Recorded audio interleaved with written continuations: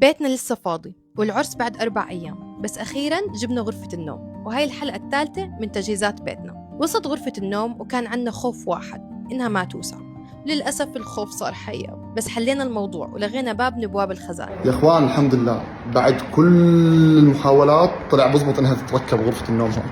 المشكلة انه من عارف تركيبتني لحالي، فانا مضطر اني انا اتصرف من راسي، فان شاء الله نعرف نتصرف صح. وبلش أحمد بالتركيبات، وبعد ما تقريباً جهزت الغرفة وصلت بالوقت اللي بلش يركبوا فيه الإضاءات تحت التخت وبالخزانات. والحلو إنه صمموا لي كرسي صغير من نفس قماشة التخت.